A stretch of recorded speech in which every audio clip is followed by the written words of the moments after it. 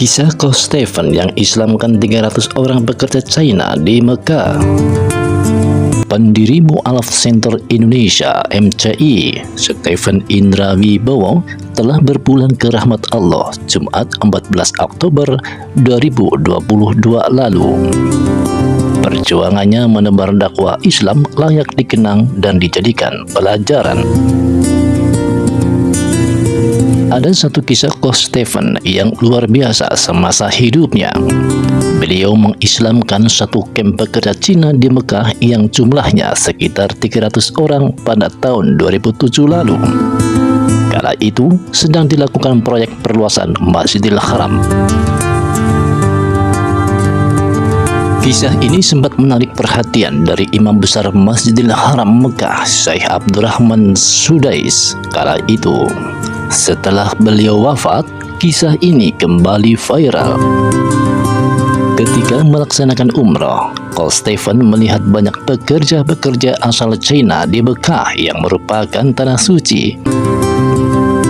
Di sana begitu banyak para pekerja China. Nah, ini menarik saya karena sepengetahuan saya orang non-muslim kan tidak boleh berada di Masjidil Haram. Lalu saya membeli makanan di rumah makan, lantas saya bawa kepada mereka. Saya bagi-bagi makanan itu dan ngobrol-ngobrol dengan mereka. Ya, umumnya mereka tidak beragama. Saya juga bercerita tentang larangan bagi non-muslim masuk ke Masjidil Haram. Singkat cerita, akhirnya saya mengislamkan mereka. Satu camp semuanya masuk dan bersyahadat.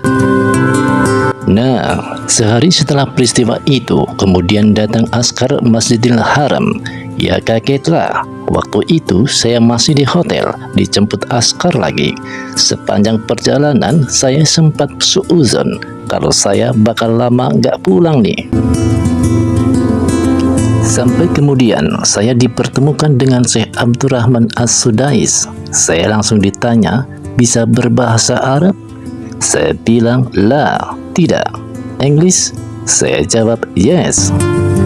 Beliau malah kemudian mengatakan bahwa ia lulusan Cambridge University. Bahasa Inggrisnya jago beliau ini, bisa dites. Beliau tanya ke saya, Anda tahu siapa saya? Saya jawab, ya, saya tahu. Anda adalah Syekh Abdurrahman As-Sudais, Amir Masjidil Haram. Lalu beliau bertanya lagi, apa yang Anda lakukan kemarin terhadap 317 pekerja China itu? Saya jawab, I just convert them to Islam. Saya bilang, as long as I know, non-muslim tidak boleh masuk Masjidil Haram. Pak Sudais akhirnya mantuk-mantuk, mangguk-mangguk, dan bertanya ke saya, who are you? Beliau kemudian mengajak saya ke rumahnya dalam keadaan tidak tahu nama saya. Dari situlah akhirnya kami berbincang akrab. Beliau mengatakan, kamu tahu saya ini lahir, besar, dan bahkan kemudian menjadi imam di Masjidil Haram. Tapi saya belum pernah mengislamkan satu orang pun, katanya. Sekarang kalau saya ke Arab Saudi, saya pasti mampir ke rumah beliau. Saya bahkan sering makan bersama dengan beliau. Ditanya oleh Syekh Sudais, apa yang membuat kamu begitu mudah mengislamkan mereka?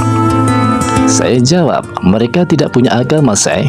Orang Cina daratan itu rata-rata ateis.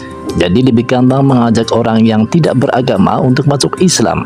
Bahkan lebih gampang lagi mengajak orang untuk hijrah yang punya tatuan semua di badannya daripada orang munafik.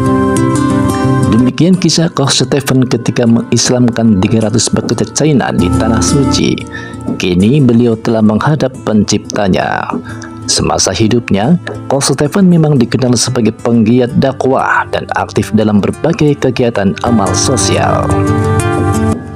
Kisah lain dari Coach Stephen, beliau pernah mengeluarkan tabungan 100 juta rupiah untuk hijrah para PSK.